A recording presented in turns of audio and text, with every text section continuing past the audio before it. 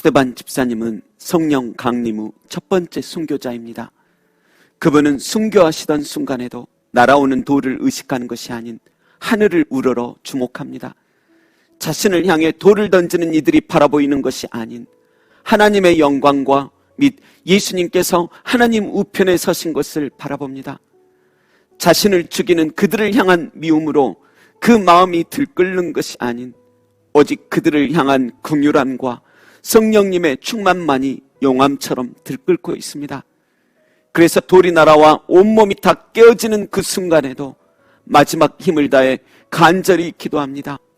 주 예수여, 내 영혼을 받으시옵소서. 주여, 이 죄를 그들에게 돌리지 마옵소서. 여러분, 사람들은 무언가를 빌 때 자신보다 강한 자들에게 빌며 자신보다 약하다고 여길 때 오히려 용서를 합니다.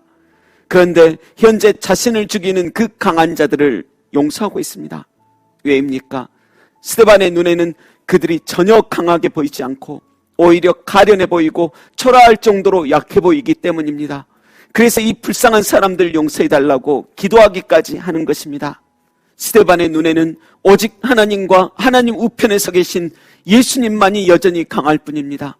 몸은 죽여도 영혼은 능히 죽이지 못하는 이들이 무서운 것 아니요, 오히려 그들을 지옥에까지 넣어버릴 수 있는 강하신 주님만이 무섭습니다. 그래서 가장 강하신 예수님께 부탁드리는 것입니다. 주 예수님, 내 마지막 기도를 들어주세요.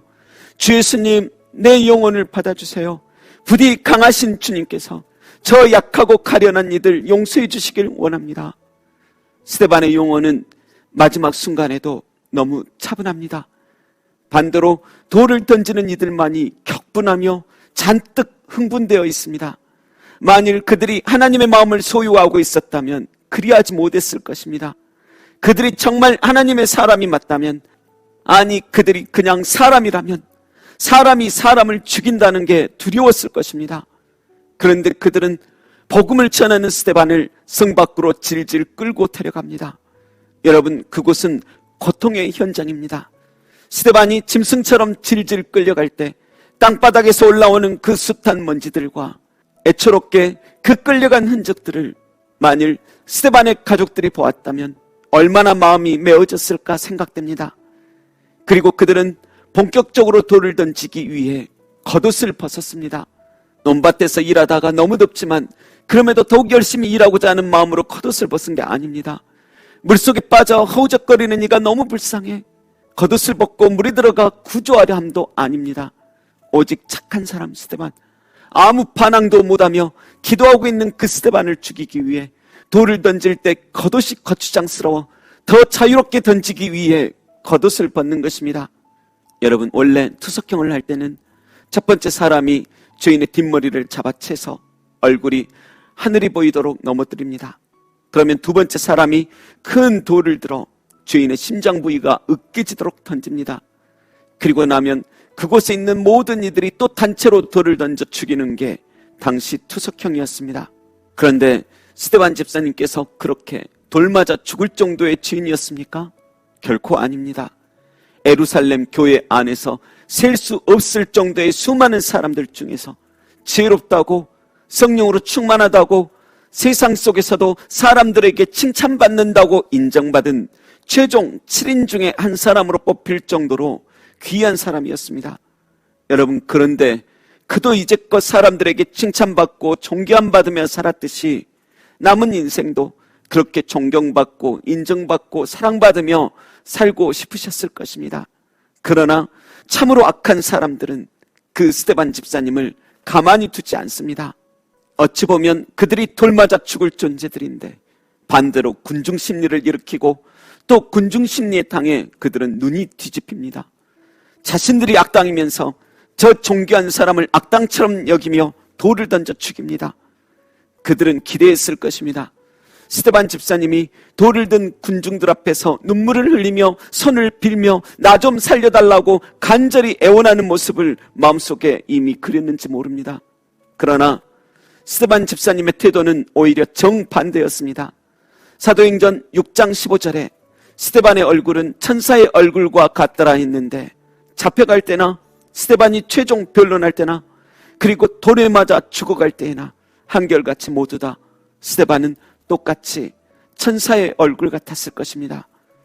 그리고 날 용서해달라고 울며 애원하는 게 아니라 오히려 저들을 용서해달라고 마지막 기도를 하는 그 모습에 그들은 스데반을 죽이고 집으로 돌아가는 그 기분이 참으로 찝찝했을 것입니다. 스데반으로 인해 자신이 오히려 진정 큰 죄인이었음을 깨달았던 자들도 많았을 것입니다. 여러분, 그런데 성경은 스데반 집사님께서 분명히 돌에 맞아 죽었는데 죽었다라고 표현하지 않고 잔이라 하면서 잠을 자는 존재로 표현합니다. 잠을 자는 존재는 죽은 게 아닙니다. 다시 깨어납니다. 그렇듯이 스데반 집사님께서는 이 땅에서 돌아가셨으나 하나님 앞에서 다시 깨어납니다. 부활하는 것입니다. 스데반 집사님의 죽음을 하나님 보좌 우편에 서서 직접 목도하시면서 안타깝게 바라보시며 그 고귀한 죽음에 경의를 표하시던 예수님께서 그를 거룩하고 아름다운 곳에서 깨우시는 것입니다. 여러분, 스데반의 이름에는 면류관이라는 뜻이 담겨 있습니다. 그는 이 세상에서 면류관을 받음이 아니요 오히려 돌에 맞아 죽었습니다. 세상에서는 참으로 초라해 보입니다. 그러나 그 영혼은 진정 초라함으로 끝나지 않았습니다. 그의 영혼은 잠에서 꼭 깨어 영화로움으로 나아갑니다. 빛나는 세마포 입고 빛 가운데 나아가 영광의 주님 앞에서 그 이름답게 면류관을 받아쓰게 될 것입니다. 하지만 스데반 집사님은 그 면류관마저 주님 앞에 반환하며 이렇게 고백할 것입니다. 주님, 이것은 제 것이 아닙니다. 주님의 은혜일 뿐입니다. 오직 주님만 영광 받으셔서 살아온 것도 은혜요, 죽음도 은혜요, 부활도 은혜요, 무엇보다 주님께서는 내 삶의 전부요 은혜 그 자체셨습니다. 기도하겠습니다. 하나님, 몸은 죽이나 영혼은 능히 죽이지 못하는 이들을 두려워하기보다 이 영혼을 능히 지옥에도 던져 넣어버릴 수 있는 가장 강한 주님을 경외할 줄 아는 자 되게 하옵소서. 스데반 집사님처럼 살아가면서 주님 주신 은혜로 인하여 천사의 얼굴 같게 하시고 우리 최후의 날에도 하늘문이 열리고 그곳에 예수님 계신 것을 바라보게 하시며 우리가 이 세상의 마지막 고단한 잠을 드디어 차게 되는 날 천사날 부르는 소리 우리 영혼의 귓가에 들려지게 하옵소서.